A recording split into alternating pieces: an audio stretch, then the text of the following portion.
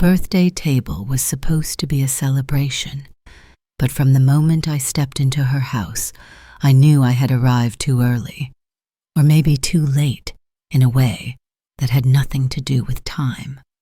I came with a box of porcelain dishes, floral soft-handed down from my mother's kitchen, where holidays felt like warm bread and old music.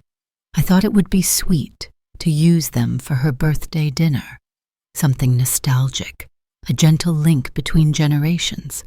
She smiled stiff and brief and said, "Oh, how lovely." But the smile didn't reach her eyes. I went to the kitchen to help with the salad, still holding on to the idea that I was contributing, that I had a place at the table both literally and figuratively. Later, when I returned from arranging the napkins just so the dishes were gone, replaced, a sleek white set with sharp edges had taken their place matte, modern, lifeless. I didn't ask why. I just sat down quietly and folded my hands in my lap. No one noticed. That table, so perfectly curated in tones of ash and ivory, had no room for peonies, no room for the faded hands that once taught her how to stir batter until it looked like velvet. I didn't bring it up. I knew how they would respond, how she would respond. "It's just aesthetics, Mom. Don't take it personally." But how can you not take it personally when your memories are considered mismatched?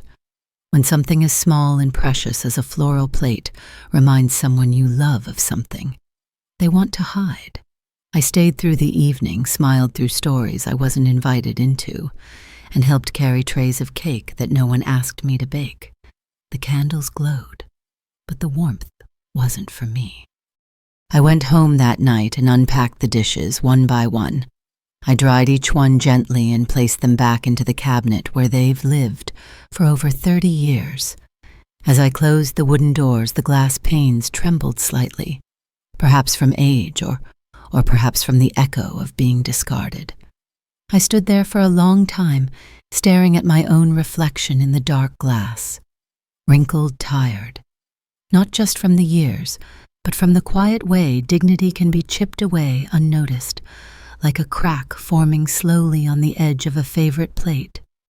The next day I told myself I was being sensitive, that children grow, styles change, and the past doesn't always fit into the present. But deep down I began to wonder, when did I become a thing to be edited out? When did presence turn into intrusion? I used to be the first person she called when she got a promotion, when she was sick, when she just needed to talk about nothing. Now I get updates through curated social media posts and holiday newsletters that feel more like brand campaigns than family. There's a specific kind of loneliness that comes from being physically included, but emotionally erased. It creeps in like a draft through an old window, chilling the spine before you even realize you're shivering. I remembered standing in my kitchen 20 years ago, holding her small hand as we pressed cookie cutters into dough. That same hand now moved dishes I loved off the table like clutter. That hand didn't reach for mine all evening, not once. I didn't say anything, not then. Instead, I sat with that ache, the one that lingers when you realize love is still present, but no longer welcome in the room. And as I sat, something else stirred beneath the ache. Not anger, not yet. Something quieter, sadder. The beginning of understanding. A slow unraveling of the illusion that I still had a place in her carefully composed life. I thought of how hard I worked to give her everything I never had: security, safety, a house filled with color and softness, and now the very things I gave were being repainted, neutralized, made sterile. It was as if I had overgrown the garden I planted. So I stopped bringing things. No more old tablecloths, no heirlooms. I brought only myself, quieter each time, and even that I would soon learn was too loud for the aesthetic they were trying to achieve. Muted colors, muted love. That's what their house felt like. Walls the color of almond milk, cushions in grays and creams. Not a picture frame out of place. Not a hint of chaos, not even in the room where their child played. I remember looking at a shelf in the nursery, just 3 wooden toys carefully spaced apart like a gallery exhibit. No finger-painted drawings, no wrinkled storybooks, just quiet, curated beauty. It was all so lovely and so unbearably hollow. I had always imagined being the kind of grandmother who was welcome to drop in, carrying warm muffins wrapped in dish towels, cradling my granddaughter in one arm and telling stories with the other. Instead, every visit felt pre-approved, pre-sanitized, pre-apologized. "Sorry, the house is a bit of a mess," she would say, though it never was. What she meant was that I had arrived a burst of color, in a room that didn't want color, a wrinkle in their minimalist perfection. At first, I tried to mold myself into their world. I wore beige cardigans. I stopped bringing my own tea. I offered to help with things like folding laundry or vacuuming the corners. But there were no corners. Everything was already perfect, or at least it appeared so. My efforts became invisible. My presence became an interruption, a complication. Once I suggested adding a few framed photos of the baby in the hallway, just candid ones, smiles and little feet in motion. "We're trying to keep it clean and cohesive," my son-in-law said. "Nothing too busy." Busy. That word lingered in my mind long after the visit ended. What he meant was cluttered. What he meant was me. I noticed how quiet my daughter had become in his presence. She used to speak in stories, long winding tales full of detours and color. Now she answered questions like bullet points, precise, measured, controlled, as though even her voice had been redesigned. When I asked her about it once, she said, "It's just how we live now. We're being intentional." Intentional. Another word that felt sterile. Intentional living, intentional design, intentional distance. She had built a life where feelings were folded neatly into drawers, where spontaneity was replaced by subtle nods to elegance. But love, real love, can be messy. It spills. It leaves crumbs. It shows up unannounced and kisses your forehead while you're still in your pajamas. And suddenly I realized there was no room for that kind of love in their house. One evening I brought over a small photo album, not large, just a leather-bound booklet filled with prints from her childhood's sticky-finger summers scraped knees, Christmas mornings where her hair was still tangled. I watched her flip through them without saying a word, her eyes scanning like she was proofreading, not reminiscing. Then she gently closed the album and said, "These are beautiful, Mom, but we don't really have a place for that kind of decor anymore." Decor. That word hit me like a cold wind through a thin coat. My memories were decor. My life was something to be put away because it didn't match the paint. That night I lay in bed replaying her voice in my mind. "We don't really have a place." And I wondered if she even meant the album at all. Maybe she meant me. Maybe I was the thing that no longer fit. And it wasn't about dishes or quilts or old stories. It was deeper than that. My presence itself had become inconvenient. They didn't see me anymore, not as a person, not as the woman who held her when she had colic, who worked double shifts so she could have ballet lessons, who made up lullabies when there wasn't money for toys.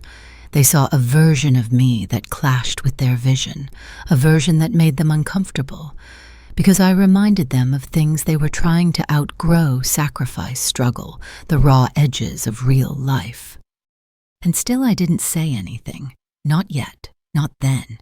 Instead, I began shrinking myself, skipping visits, sending birthday cards instead of stopping by, smiling in photos but only when asked, fading slowly into the background like an old painting you no longer know how to hang. But inside something was beginning to harden, not out of bitterness, but out of understanding, out of the quiet, painful wisdom that sometimes love isn't pushed away with cruelty, but with curation. that sometimes the deepest rejection comes not from anger, but from aesthetics. When the people you love start designing their lives like showrooms, you begin to notice what's missing: softness, clutter, history. And you. It was a Saturday morning when it slipped out of his mouth. Casual, effortless, like it had been said before. We were all in the kitchen, me, my daughter, and him preparing brunch for some of their friends. She was whisking eggs in a glass bowl that probably cost more than my entire pantry. I had offered to bring muffins from the bakery down the street, the kind she used to love as a teenager, filled with gooey blueberries and dusted with too much sugar. He looked at the basket when I placed it on the counter, then turned to her with that soft, smug smile he always wore like a designer scarf, and said, "She really changes the vibe of the space, doesn't she?" It was barely louder than a whisper, but I heard it. She laughed, a small, almost embarrassed laugh, and looked down at the bowl like there was something urgent in the eggs. My heart paused, not because of what he said, but because she didn't defend me. She didn't say, "Don't talk about my mother like that." She didn't say, "She's not a vibe, she's family." She just let the comment pass like a breeze through a room with all the windows open. I stood there holding a cloth napkin, unsure if I should pretend I hadn't heard or look him in the eye and ask what exactly he meant. But I did neither. I just smiled, a little too long, a little too still. The kind of smile women wear when they've been insulted in public, but know that reacting will only make things worse. Later, when their friends arrived, I was introduced like a footnote. "This is my mom, she's staying for a bit." I had driven over that morning. I wasn't staying.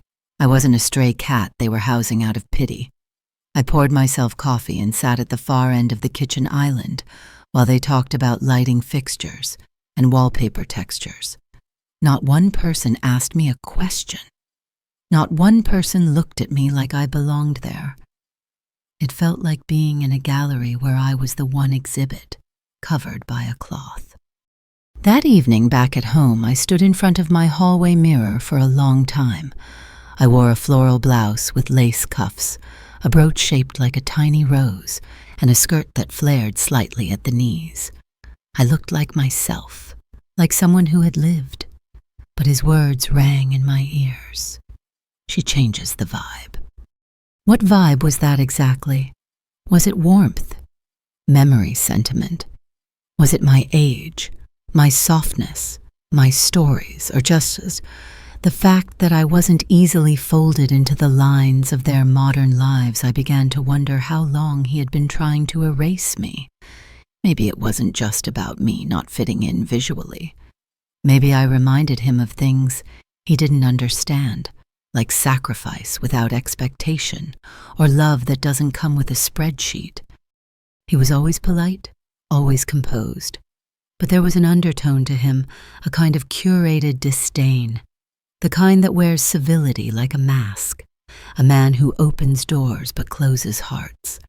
I noticed how often he spoke for her, how he corrected her stories with gentle interruptions, how he made jokes at her expense and laughed just a little too long, and how she laughed along every single time. I started to think about the small shifts, how she no longer called me when she was upset, how my advice was old-fashioned, how she once asked me not to post photos of her baby because it didn't match their social feed. "We're keeping it clean," she said. Always that word, clean. But real love is messy. It's fingerprints on windows, it's burned toast, it's yelling and hugging 5 minutes later, it's hand-me-downs and inside jokes and stories that don't end neatly. I gave her that kind of love. I wrapped her in it, like a blanket every day of her childhood. And now she lived in a world where that kind of love was uninvited. Still, I said nothing, not to her, not to him. But I began collecting these moments, like breadcrumbs, each one leading me deeper into a forest of realization. I had not outlived my usefulness. I had outlived my aesthetic value. And that was something I could no longer ignore. I hadn't opened the cabinet in years, not since the funeral. It stood quietly in the corner of my dining room, the glass-fronted hutch my husband bought for me when we were still young and struggling, when fine china was something we dreamed of and paid off in small monthly bits. He'd surprised me with it one spring evening, saying someday our daughter will set her table with these. I remember tracing the rim of each plate, my fingers younger, my heart full. It wasn't just porcelain. It was promise. It was tradition. That afternoon, after yet another quiet dismissal at her house, I came home and opened the cabinet. The hinges creaked stiff from years of silence. Inside the china sat untouched delicate florals, winding through faded white, the edges kissed in gold, each piece carefully arranged, as though still waiting to be chosen. I pulled out a teacup and turned it in my hand. A hairline crack had appeared along the saucer, barely visible unless you knew where to look. I wondered if that was how they saw me now. Something beautiful once, now flawed, fragile, too sentimental to throw out, but too inconvenient to use. I set the cup on the table and stared at it, the room quiet, except for the steady tick of the clock on the mantel. Time moves strangely when you're alone. Moments stretch, echo. You begin to hear things you've ignored for years, like the sound of your own heart, realizing it has been carrying weight it didn't need to. I thought about how many meals had been served on that china. Birthdays, anniversaries, Thanksgivings with mismatched chairs, laughter that shook the walls, tears that softened the wood. These dishes had witnessed more love than any of the sleek ceramic rectangles sitting on my daughter's table ever would. But love, it seems, doesn't fit into their color palette anymore. I picked up the matching sugar bowl and ran my thumb along its rim. The glaze was worn in places like the lines around my mouth. I used to believe those lines were evidence of life well lived. Now I wasn't sure what they meant in a world obsessed with smoothness, minimalism, erasure. Something cracked in me then. Not like a plate shattering, no. It was quieter than that, a shift, a small internal realignment. I didn't feel rage, not exactly. Just a deep, sobering clarity. I had been waiting to be seen again, waiting to be invited back in. But I was beginning to understand that some invitations never come. Some doors are closed slowly, quietly, so that even the slam is avoided. And the truth is, I had always thought I was part of her foundation, her roots. But perhaps I was just a season, a color, a style she'd once tried on and later decided no longer suited her life. It's hard to admit that. Harder still to sit with the memories that refuse to fade simply because someone else has painted over them.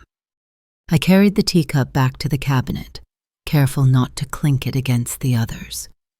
I placed it gently beside the plate it used to accompany aligning them, as if order could hold back sorrow.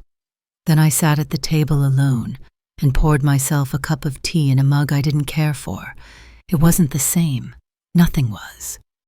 My mind wandered back to the first time she ever asked me for advice on decorating. She had just moved into her college apartment, and I'd helped her pick curtains, bright yellow ones with wild embroidery. She loved them. She said they reminded her of the sun. She used to want warmth. Now she only wanted light that was filtered, indirect, curated. I couldn't stop the memory from unraveling. Her voice when she called to say she was pregnant, her hand reaching for mine in the delivery room, her crying into my shoulder the first night her baby wouldn't sleep. In all those moments, I was necessary. Not decoration, not clutter, just needed. Now it seemed they only needed space. So I began to take mine back. That night I lit a candle in the dining room and sat by the window with a notebook. I wrote down every item in that cabinet. not a catalog, a story. The Christmas plate from the year she had chickenpox, the soup bowl from the night her father made stew after his layoff, the teapot that whistled too loudly but always meant comfort. I wrote it all, not for her, not for anyone else, just for me. So I would remember what these things meant when the world around me started treating memory like mess. And somewhere between the second and third cup of tea, I made a small decision, one that felt like reclaiming breath. I would no longer ask to be part of a life that required me to erase myself. I had given too much love to be trimmed away like an outdated edge. I didn't know it yet, but that was the first thread in the tapestry of change I was about to weave. A quiet beginning, a private vow. I would not break. I would simply remove myself. It was a subtle thing, really. A picture frame on the wall freshly hung. I noticed it during one of my quiet visits, those strained afternoons where I'd sit in their living room, careful not to touch anything, careful not to speak too much. I was sipping tea from one of their minimalist mugs, something white and square, with a handle that felt awkward in my hand when I saw it. A large canvas print in the hallway, my daughters, her husband, their child, all bathed in soft golden light, all smiling, and me, not there. I tilted my head slightly, as if the angle might reveal something I missed. But no, I hadn't been forgotten. I had been excluded. My granddaughter must have been around 2 in that photo. The timing matched a picnic I remembered being invited to, only to be told the day before that it was rescheduled. I hadn't thought much of it at the time. I believed them. Why wouldn't I? But now, staring at the picture, it was clear. The picnic had happened, just without me. I asked about it, not with accusation, just curiosity dressed carefully in politeness. That's a lovely photo. When was it taken? My daughter hesitated for the briefest moment before replying. Oh, just one of those impromptu days. We were playing in the park. A friend of his took it. I nodded, sipped my tea, let her lie to me. It wasn't the picture, not really. It was what it represented, a portrait of a future they were building, framed and preserved, and I wasn't in it, not even in the blurry background, not even as a shadow on the grass. I didn't fit the frame. The thing about being erased is that it's rarely dramatic. It happens in centimeters. One less call, one less seat, one less story where your name is mentioned. And eventually you start to wonder if you imagine the closeness you used to have. You start to question whether the memories you hold so tightly were ever shared at all. After she left the room, I stood in front of that photo for a long time. There was a time when she couldn't sleep unless I sang to her, when she'd crawl into my bed just to be near me, when she'd hold my hand at school drop-off until the very last second. Now I was as foreign to this glossy image as a stranger in the background of someone else's vacation. On the drive home, the silence in my car pressed against my chest. I didn't turn on the radio. I didn't call a friend. I just let the silence speak. And what it said was simple. They've already moved on. You're just catching up to the truth. I pulled into my driveway, the porch light blinking on, casting a warm circle around my feet. I looked up at my house, not curated, not perfect, but full of my life, full of color, of softness, of stories. I stepped inside and something in me felt a little heavier, not with sadness, with resolve. Later that evening, I opened my photo albums, the real ones, thick pages, plastic covers, bent corners.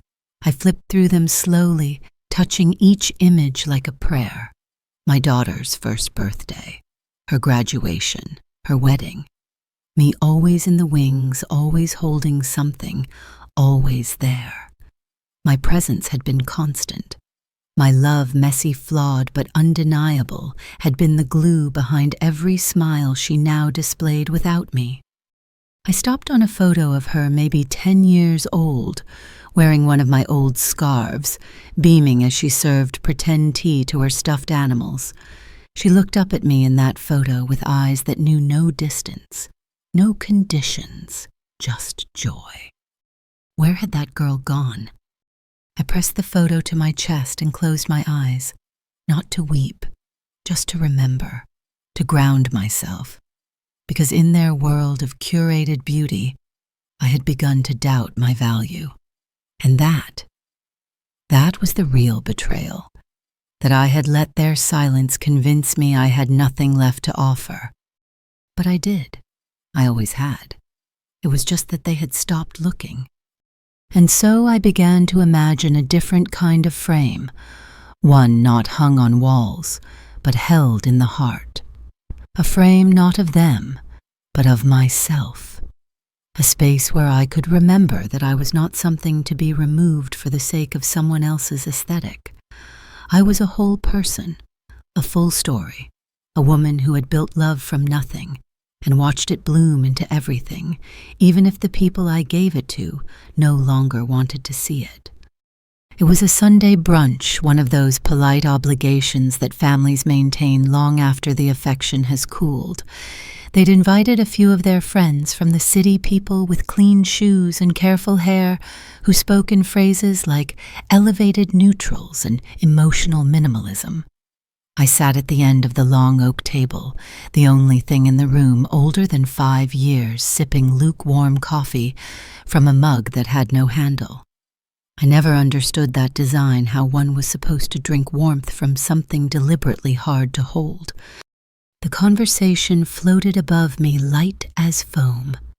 They discussed furniture stores where you had to book an appointment just to browse, baby names that were aesthetic forward, foods that were deconstructed.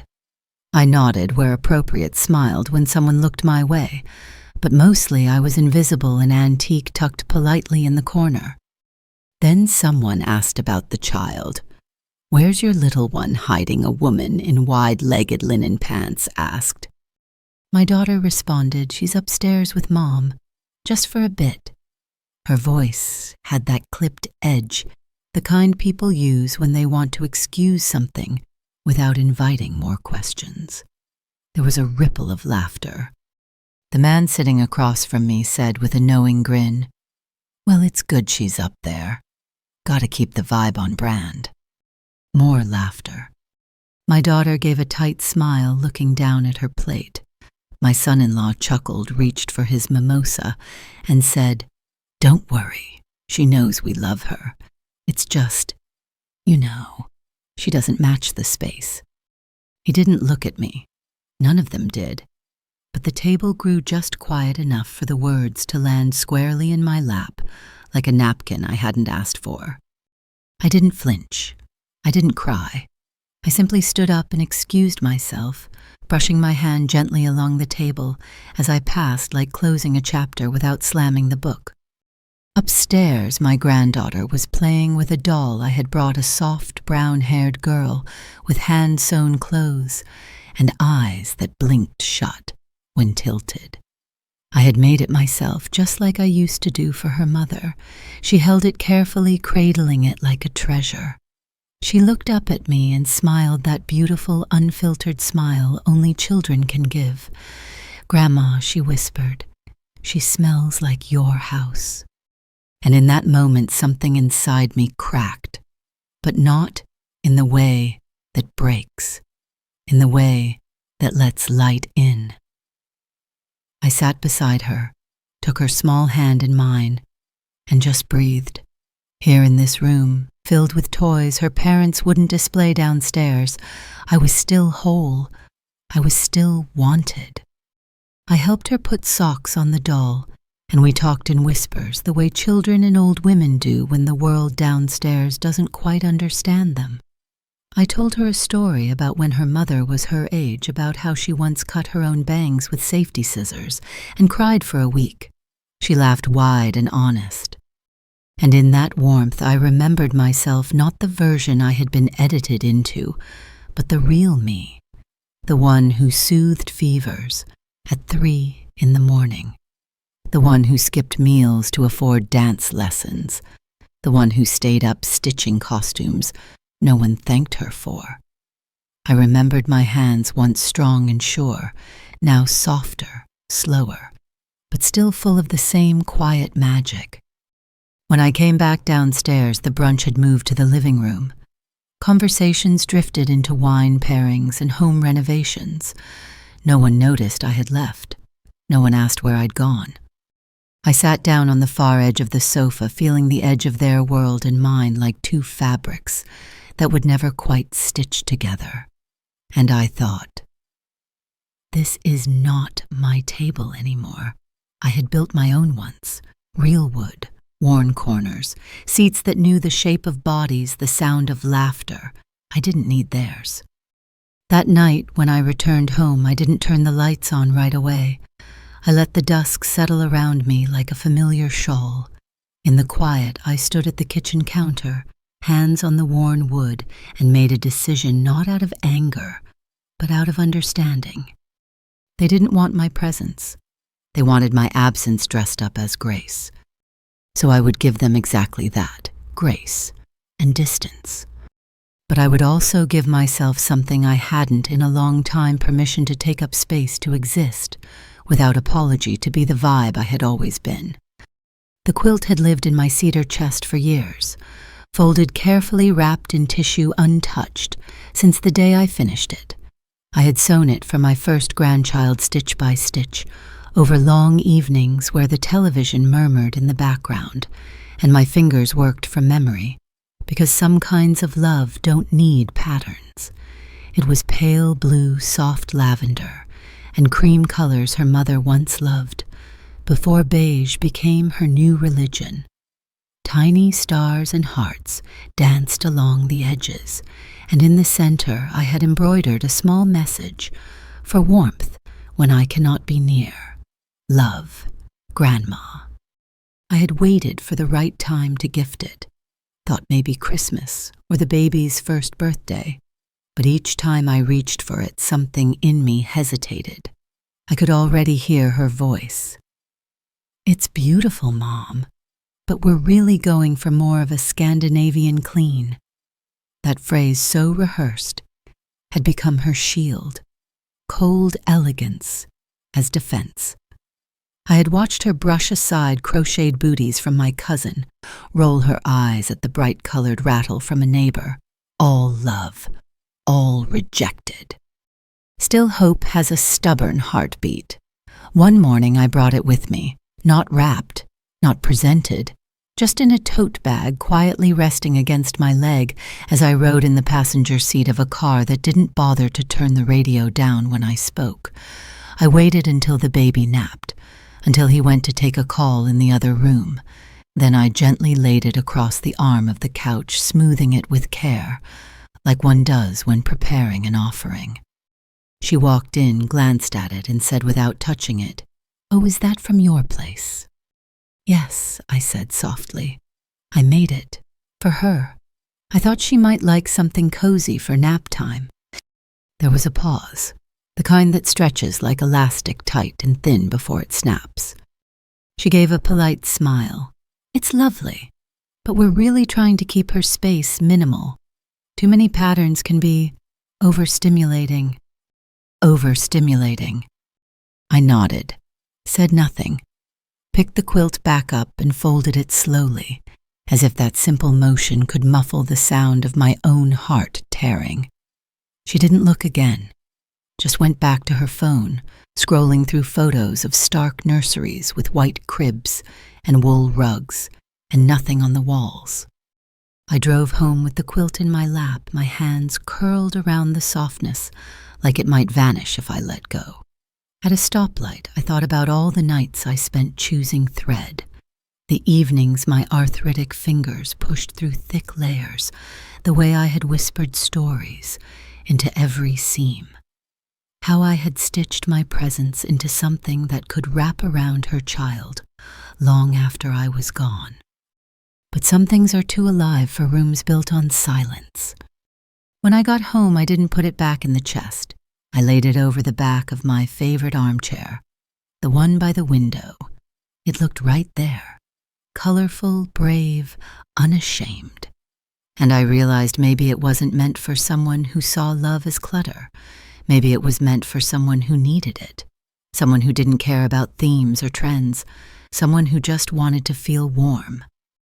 I thought of all the things I had once planned to pass down, the photo albums, the music box, my mother's recipe cards stained and smudged with flour, and I felt the weight of a question I had avoided for too long: what happens when your legacy has no landing place? I had spent a lifetime gathering meaning, curating comfort, not for myself but for them, so they could inherit not just things, but stories. Now it seemed they only wanted the parts of me that fit in square frames. So I made a promise to myself I would not keep offering what they had no space to receive. I would not keep shrinking my joy, my memory, my care to squeeze into a world that found it excessive. That quilt in all its vibrant clashing glory was mine. It was history. It was love in physical form. And I would stop apologizing for it, because love should never match the curtains. They had remodeled the guest bathroom. It was the first thing my daughter mentioned when I stepped through the door. "You have to see the update," she said, her voice bright, almost too bright, as if rehearsed. "It's very clean, very modern." I followed her down the hallway, my shoes soft against their echoing hardwood floors, and stepped into the space where I used to help their baby wash tiny hands and pat cheeks dry with fluffy towels I had gifted from my own linen closet. The room was white now, white tiles, white walls, a white sink, like a sculpture rather than something meant for water. But what struck me most wasn't the absence of color. It was the absence of memory. The mirror was gone. Not just any mirror, my mirror, the one I had given them as a housewarming gift when they first moved in. Framed in carved wood, hand-finished by a neighbor who had since passed. The edges held a subtle floral motif, delicate and old-fashioned. I had chosen it because it reminded me of the garden my daughter used to run through barefoot in the spring. It had hung there for nearly 8 years until now. In its place was a sleek sheet of frameless glass, cold and impersonal, the kind of mirror that doesn't invite reflection so much as surveillance. My daughter caught my pause and said quickly, "Oh, we changed it out. It just didn't reflect the look we're curating anymore." I smiled barely. "Of course," I said. "It's lovely." But inside something sank. Curating. That word again. As if their home were a museum exhibit, and I had donated a piece that no longer belonged in the collection. That mirror had seen so much. My granddaughter's first ponytail, crooked and proud, my daughter's mascara-streaked face after a long night of newborn crying, my own tired eyes during visits when I tried not to notice how unwelcome I had become. It had witnessed them, and now it had been removed, unmounted, replaced, erased. I didn't ask where it had gone. I didn't want to hear that it had been donated or worse, discarded. Some losses are better left undescribed. Instead, I turned on the new faucet, let the water run over my hands, and looked into that sterile new mirror. What I saw was a version of myself that didn't belong, not just in that house, but in that world. When did a home stop being a place for warmth and memory? When did it become a stage, a brand, a page, torn from a catalog that left no space for softness or history? Later, when I sat alone in the living room, I ran my fingers over the lip of my teacup and thought about all the things I had once hoped to pass down. The stories behind every object, the comfort held in small, worn things. The mirror had been just one more piece of a fading bridge between me and my daughter, a bridge that now seemed to lead nowhere. She came in and sat across from me, sipping her own tea. "Do you like the changes?" she asked. "They're very modern," I said, choosing each word as if laying down a card in a losing game. She nodded, satisfied, and then in a voice that tried to sound light, she added, "We just want to keep things minimal. You know how clutter weighs on the mind." Clutter. I took that word in, rolled it around in my chest. To them, I was becoming clutter. My things, my presence, my past, all weight, all noise, all too much. I looked at her, then not in anger but in mourning, for the girl who once loved chipped mugs and mismatched pillows, the girl who used to sneak into my bed during thunderstorms and whisper, "Don't let go." And now here we were all grown up and letting go of everything that didn't fit, including me. When I returned home, I found myself wandering the hallway to my own bathroom. The mirror there was older, worn, slightly tarnished around the edges, but when I looked into it, I saw everything, every season of my life, every line carved by laughter and loss. It didn't match anything, but it belonged. I sat down on the edge of the tub and stared at myself for a long while, and I realized I didn't want to live my final years being gently pushed to the margins by people afraid of history. I didn't want to fade in the name of aesthetic. I didn't need to be reframed to be worthy. Some reflections should not be replaced. It was unintentional, I think. He didn't know I was standing just outside the door. I had gone to the kitchen to refill the baby's bottle, quiet in my steps, as always careful not to intrude. The hallway filtered voices like wind through old curtains, just enough to catch a few syllables, a laugh, a pause, but this time it carried everything. His voice clear and casual, saying, "She makes the room feel old." A silence followed, a silence that spoke more than protest ever could have. Then a low chuckle. Hers. Not nervous, not defensive, just agreement. An exhausted, easy kind of laughter, the kind that doesn't fight anymore. I stood there, hand frozen on the fridge handle, cold air slipping out the bottle, forgotten. Something inside me collapsed gently like a lung giving way after too many shallow breaths. It wasn't a scream. It was a sigh with 1,000 years behind it. She hadn't said it, but she hadn't stopped it either. That was worse. Back in the living room, I went through the motions, smiled, changed a diaper, rocked the baby who nestled into me the way her mother once had, and the whole time that phrase pulsed in my ears. She makes the room feel old, not unwelcome, not ugly, just old, as though my presence carried dust, as though time itself was something to be feared. They wanted youth, freshness, airiness. I brought memory, texture, history. I brought too much. My voice had rhythm. My hands held stories. My face, lined and open, didn't match their soft focus lens. I left early that day, made up a story about being tired, though the truth was I could not sit another moment beneath a roof where my years were seen as shadows instead of shelter.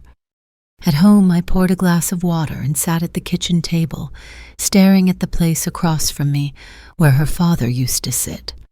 I remembered the way he used to look at me, his eyes, never flinched from age. They welcomed it, celebrated it. He used to kiss my hands even when arthritis swelled the joints and say, "These hands built this family." And now, those same hands were too visible, too present, too on display. What they didn't understand, what he didn't understand, was that age isn't something that ruins a room. It's what grounds it. I am not an antique to be admired from a distance. I am the foundation beneath their feet. But they had built their house on glass and angles, and my softness was inconvenient. That night I looked at my reflection, really looked, my gray hair pulled back in its usual twist, the skin around my eyes loose but kind, the slope of my shoulders tired, yet proud. I didn't hate what I saw. I pitied the people who couldn't see its worth. I thought about all the ways women disappear, not with violence, but with airbrushing, with smiles that mean not now, with invitations that never come, with silence. But I would not disappear. Not like that. I started writing things down. A journal I hadn't touched in years, its pages yellowing like pressed flowers. I wrote about the moment I heard those words. I wrote about the muffins she once loved, about the quilt, the mirror, the dishes, the child. I wrote it not as a list of grievances, but as proof. I existed, I loved, I gave, and they turned away. They turned away, not because I failed to love them well, but because they failed to recognize that love doesn't always come in white and chrome. I closed the journal and placed it beside my bed. My heart beat slower now, but not weaker, just wise. Because here's what they'll never learn from their curated spaces. Time is not the enemy of beauty. Time creates beauty. A home with no past is not a sanctuary. It's a showroom. And I, graying, wrinkled, radiant in my fullness, was never meant to be decor. I sat at the kitchen table, pen in hand, the letter spread out before me like a stitched wound opened wide. The paper was thick, cream-colored, the kind I used to save for birthday cards and holiday notes, the kind meant for words that matter. I had written her name at the top, just her name, not dear, not to, just her name as I used to whisper it in the quiet of her childhood bedroom, when she was too tired to fall asleep and too young to know what sleep really meant. I wrote slowly at first, not because I didn't know what to say, but because I knew too much. The sentences came like waves, pulled from years I had folded away into drawers of silence. I wrote about the time I stayed up 3 nights in a row, when she had the flu, how I warmed her towels on the radiator and sang softly in the hallway so she wouldn't feel alone. I wrote about her wedding, how I wore shoes that blistered just so I wouldn't embarrass her in flats. I wrote about my hands, how they trembled the first time I held her daughter, and how quickly I tucked them into my lap when I noticed her husband's glance. I wrote all the things I had swallowed, all the little humiliations, all the moments I let slide, the dinners where I was thanked like a caterer, the holidays where I was invited last, the names I heard them call me when they thought I was out of earshot, quaint, outdated, overbearing. She means well. That's what they always said, like intent could excuse exile. And then I wrote the hardest thing of all.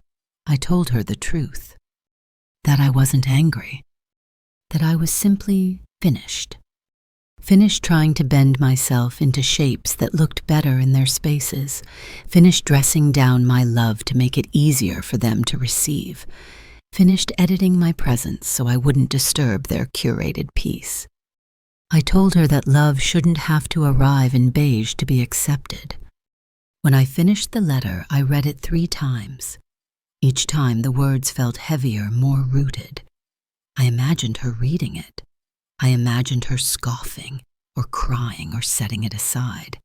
And then I imagined her not reading it at all. That was the worst. Because maybe she didn't want to know.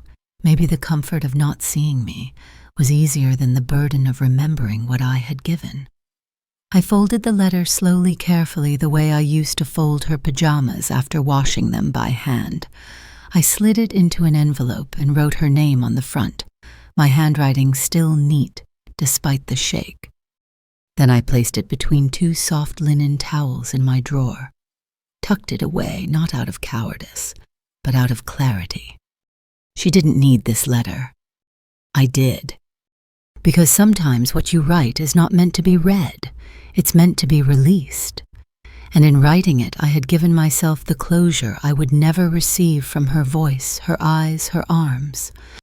That night I made tea, my own mug, my own spoon. I sat at the window and watched the street lamps flicker to life. Outside, the world went on, cars passed, porch lights blinked, a dog barked in the distance. Inside, my chest felt hollow and clean, like a room after the guests have gone, like silence that's been earned. And I thought maybe this is what healing sounds like. Not rage, not confrontation, just stillness. Just the quiet acknowledgement that some ties can be loosened without being severed, and some goodbyes can be spoken with a pen and never a voice. I didn't need her to read it. I just needed to stop carrying it. It was a rainy Tuesday when I made tea for one and finally realized how long it had been since anyone visited just to see me, not to borrow a dish, not to drop off a forgotten toy, not to pick up something from the garage. Just me. Just to sit to talk, to ask how my knees were doing, if I was sleeping well, if I still hummed while folding laundry. The kettle hissed softly, a thin plume of steam rising like a ribbon into the gray light, filtering through the kitchen window. I chose a teacup with a chipped handle, not because it was the prettiest, but because it was the one I always reached for when I needed comfort, more than elegance. I added a splash of milk, a teaspoon of honey, and carried it carefully to the table, listening to the echo of my own footsteps in the house that used to hum with life. I didn't turn on the television. I didn't play music. I just sat in the hush, the rain tapping gently on the windows like a memory asking to come in. And it did. So many of them. Mornings when my daughter would come down the stairs with her hair still damp, pulling on socks while muttering about being late for school. Afternoons when the kitchen table was a war zone of crayons, school books, and spilled juice. Nights when the television buzzed in the background and someone was always laughing too loud or crying too soft. Now the silence was clinical, padded, polite. I sipped the tea slowly, letting the warmth pool beneath my ribs, and I wondered when I had last laughed with someone. In this house, really laughed the kind that shakes the belly and waters the eyes. I couldn't remember. I tried to think of the last time she'd come over just because. No reason, no excuse, just, "Hi, Mom. I missed you." That call hadn't come. That knock never landed on my door. What I got instead were texts, short ones, sometimes emojis, always efficient, always edited. They carried the information but none of the affection. Once, she sent me a photo of her daughter's artwork, an abstract smear of blues and greens that made my heart flutter. I replied, "Looks like she's painting with her soul." No answer. I imagined her reading it, maybe chuckling, maybe rolling her eyes, maybe just setting the phone down and walking away. I stared at the empty chair across from me, the same chair her father used to sit in. He always reached across to hold my hand, after a long day without saying a word. We didn't curate our love. We lived in it. I thought about setting two places anyway, maybe making her favorite toast sourdough with cinnamon sugar, just the way she liked it as a girl. But I didn't, because that girl was gone. Or rather, she had buried herself beneath muted tones and curated smiles. The betrayal wasn't in a single act. It was in the absence of acts, the quiet letting go, the way love faded not with fire, but with frost, slowly, deliberately, without fuss. I used to think I had done something wrong, that I'd spoken too much, cared too deeply, held on too long. But now, watching the rain fall against the window pane, I began to understand I hadn't been too much. I had simply stopped being convenient. When people start seeing you as a fixture instead of a figure, they stop noticing when you stop showing up. They think you're always there, like wallpaper, like an old clock that still ticks even when no one listens. But I had stopped ticking, at least for them. That afternoon, I finished my tea, rinsed the cup, and dried it gently with a dish towel I'd had for 20 years. One of the corners was frayed. I smoothed it anyway, because care doesn't need an audience. Then I opened my calendar and flipped to the next month. It was blank. No dinners, no visits, no birthdays marked. And instead of feeling lonely, I felt light. I picked up a pen and wrote a small note at the bottom of the page. Your own company is still company. It wasn't bitterness. It was a kind of peace, like the first quiet after a long storm, like sitting at a table for one and realizing finally that you'd always set too many places anyway. The office was small, tucked between a florist and a shoe repair shop, the kind of place you pass 100 times and never notice. But I noticed it that day. I had driven past it for years. Its sign faded, its window filled with tidy stacks of paper and a single dusty ficus. It didn't look like the sort of place where life-altering decisions were made, but I suppose that's how most such places appear. Quiet, unassuming, like the calm at the surface of a very deep lake. I called ahead, asked for a meeting.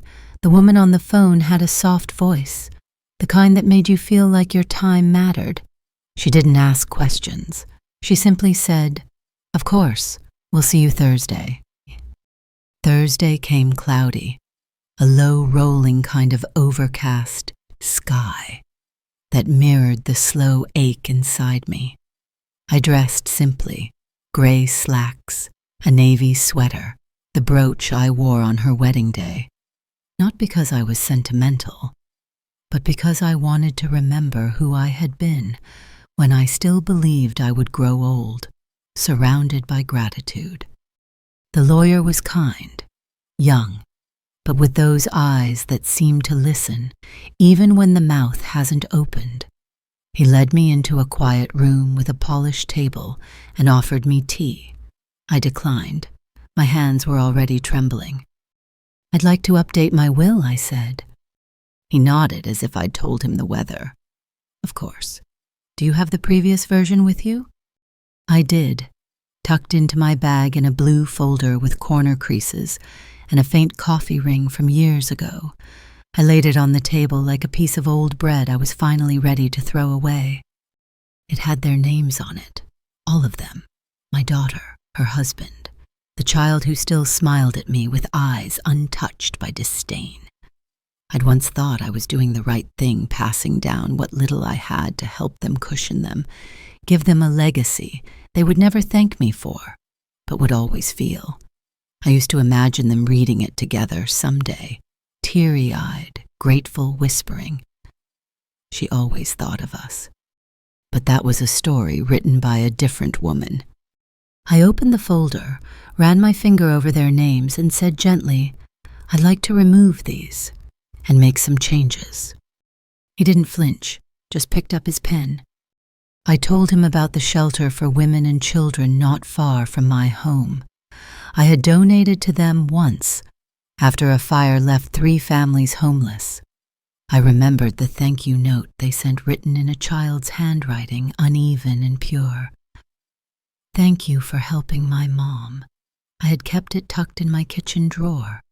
That day I brought it with me, folded and worn proof that someone somewhere had received what I had to give without trying to repackage it. "I want to leave something to them," I said, "to the mothers, the ones who never had enough but still gave it all." He nodded, scribbled notes. "And a scholarship fund," I added, "for older women going back to school, for the ones who think it's too late." He smiled then, not because of the money, but because of the meaning. I didn't cry. I thought I might, but I didn't. There was no anger in the room, no revenge, only clarity. I had spent a lifetime gathering things with the hope of handing them down. But what do you do when the people you love no longer see value in the hands that held them? You give to those who still look for hands to hold. When the papers were ready, he slid them across the table. I read each line slowly, carefully, like a seamstress inspecting her final stitch. When I reached the part where the old names had once been now blank, I felt something loosen in my chest. Then with a pen that didn't tremble, I signed my name. It was done. I stepped out into the afternoon light, blinking at the sky, as if it might recognize the woman I had become in the last hour. The air was cool, the sidewalk damp. Life continued on, unaware that something enormous had shifted in the quiet corners of my soul. I got in the car, adjusted the mirror, and looked at myself. Not as someone discarded, as someone deciding. And for the first time in a long while, I whispered out loud, just to myself, "You did the right thing." They called 3 weeks later. It was late afternoon. I had just finished watering the garden dirt still under my nails, the scent of rosemary and damp soil lingering on my skin. The phone rang from the hallway table, the old one with the coiled cord and sticky number keys. I almost didn't answer, but something in the air told me I should. Her voice came first, brisk, breezy, that peculiar tone she used when asking for something under the disguise of casual conversation. "Hi, Mom. Just checking in. How have you been?" I could hear the background hum of their home, the faint whir of a dishwasher, the clicking of a keyboard. She didn't wait for me to answer before continuing. "So we've been meaning to ask. We were just going through some documents and realized we haven't really talked about the estate stuff in a while. You know, in case anything ever happens. In case anything ever happens." A sweet little euphemism for death spoken like they were asking about expired coupons. I sat down at the kitchen table, wiping my hands on a dish towel. My heart didn't race. My breath stayed even. I had rehearsed this moment in silence so many times that it felt like slipping into a familiar coat. I listened as she circled the question the way she always did, when she didn't want to sound greedy, but needed something. "We just want to make sure everything's still in place," she said, "for the baby's future." I closed my eyes and pictured her face, how she used to light up when I surprised her with a new book, or when we danced in the kitchen barefoot to songs from the radio. That girl was gone. In her place was a woman I barely recognized, sculpted by expectation, edited by marriage, hollowed by aesthetics. I let the silence stretch. She finally asked it. "You did keep us in the will, right?" I spoke softly, gently, the way one speaks when delivering a truth too large for the room. "No, darling, I didn't." The silence on the line was sudden and sharp. What she said, her voice rising slightly. "You didn't? Why, I mean, we're family." Family, a word so heavy when used as leverage, so light when it's meant to hold love. I took a slow breath. "Sometimes silence is the loudest goodbye," I said, "and I've been silent for years." She stammered then, shocked, trying to recover. "Is this because of the dishes, the mirror, Mom, that was never personal?" "No," I said. "It was always personal, just not to you." I heard him in the background, then asking what was wrong. She answered him in a hissed whisper, like I was an inconvenience, like I had dropped a glass in their perfect kitchen. "I'm sorry you feel this way," she said finally. I smiled at the phrase, the classic brush off. "I'm sorry you feel this way." "I'm not," I replied. "Not anymore." She didn't know what to say. She fumbled for the language, but the words she knew had been curated to avoid discomfort. And this truth, it wasn't clean. It wasn't beige. It didn't match her aesthetic. "I hope someday," I added quietly, "you remember who I was, not just how I looked in your house." I didn't hang up. I waited until she did. The line went dead with a soft click, like the closing of a book no one finished reading. I sat still for a long time after that. The garden outside swayed gently in the breeze. My hands, still lined with soil, rested on the table like relics. I thought I might cry, but I didn't. Because in that moment I didn't feel broken. I felt relieved. I had spoken what needed speaking. I had unbraided myself from the version of love that required me to disappear in order to be tolerated. They had asked what they always assumed would be theirs, and I had answered with my absence. I drove to the shelter on a Tuesday. The air was crisp, the kind that makes your lungs ache in a way that reminds you you're alive. I had called ahead, asked if they accepted handmade items. The woman on the phone, her voice tired but kind, told me yes with a softness that made me feel like I'd been expected all along. The quilt was folded carefully in the passenger seat beside me, wrapped in tissue and bound with a ribbon of faded blue. I had brushed it with lavender oil the night before the scent I used when my daughter was sick as a child. I thought about placing a note inside, but I decided against it. Not everything needs to be explained. Some love speaks best in silence. The building was plain brick and worn, but there were flowers blooming along the sidewalk, volunteers someone had once told me.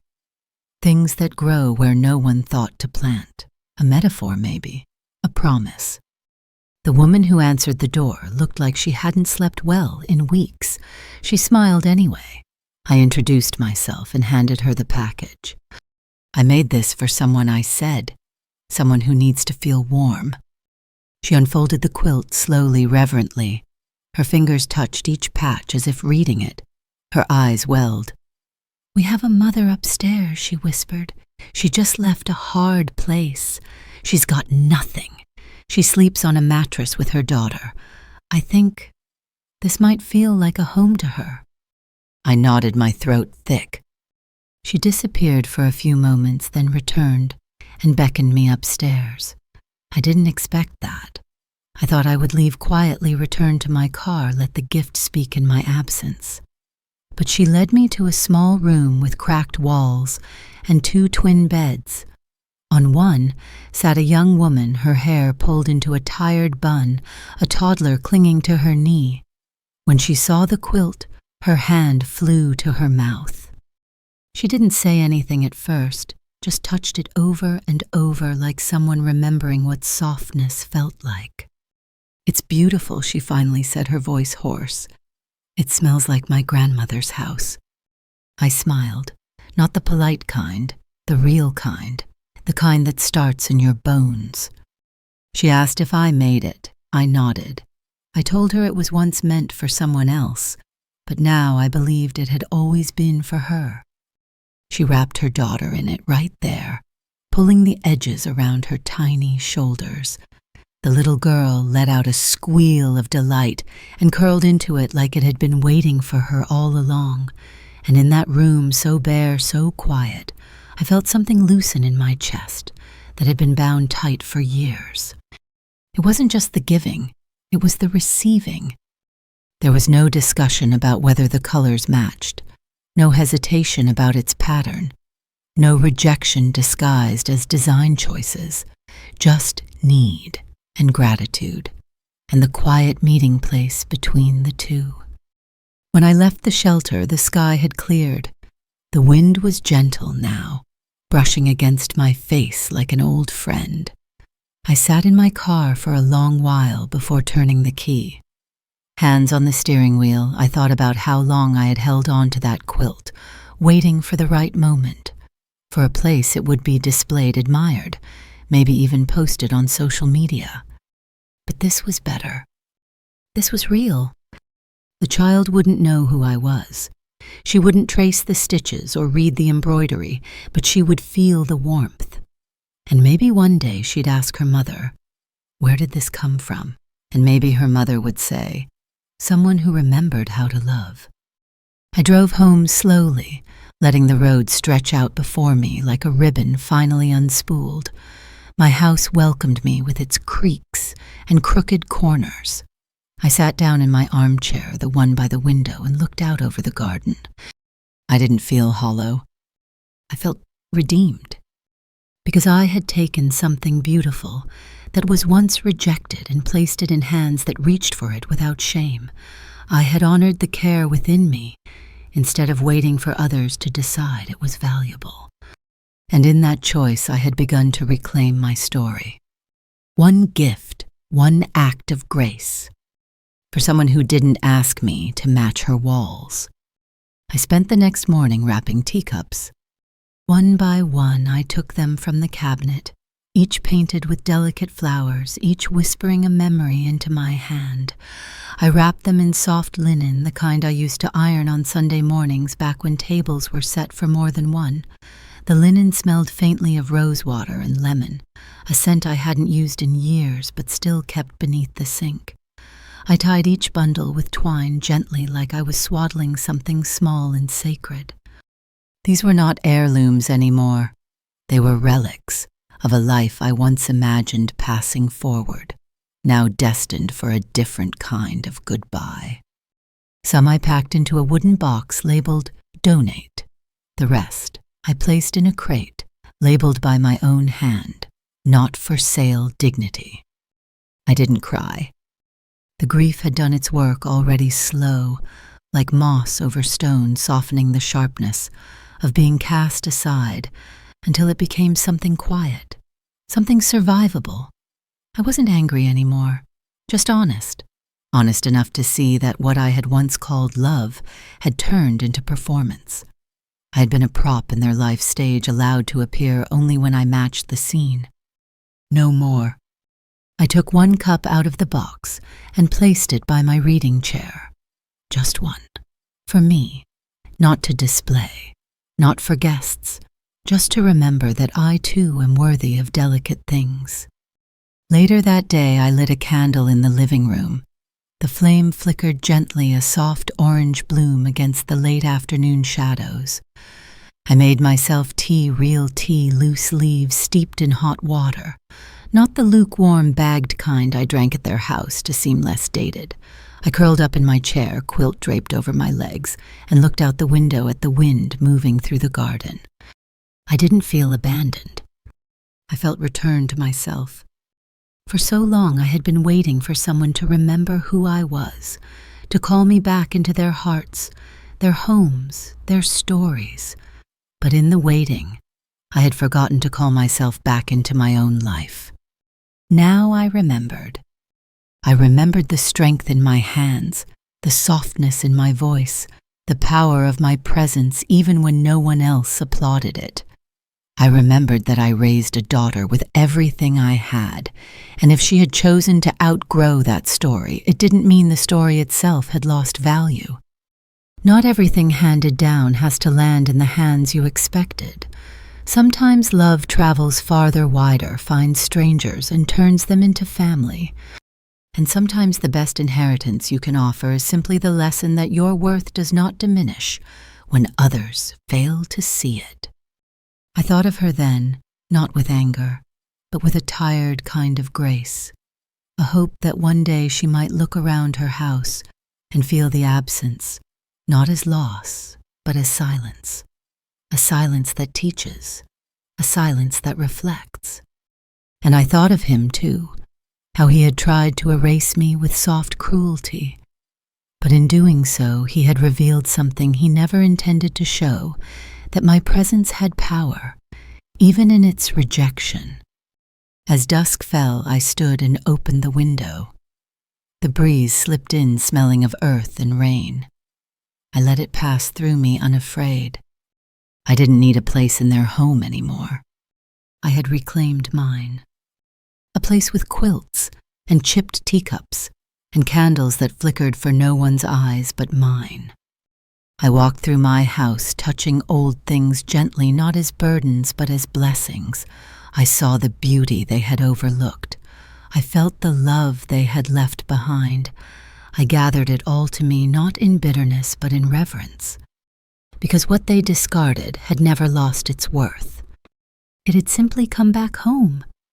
Now the house is quiet. Not the kind of quiet that aches, but the kind that wraps around you like a shawl. The kind you earn after telling the truth you've kept in your chest for too long. I move more slowly these days, not because I'm weak, but because there is no longer a reason to rush. I sip my tea. I watch the light shift across the floor. I breathe. And in the stillness I remember. I remember who I was before I was someone's mother, before I was someone's guest, before I became a detail to be softened, hidden, rearranged.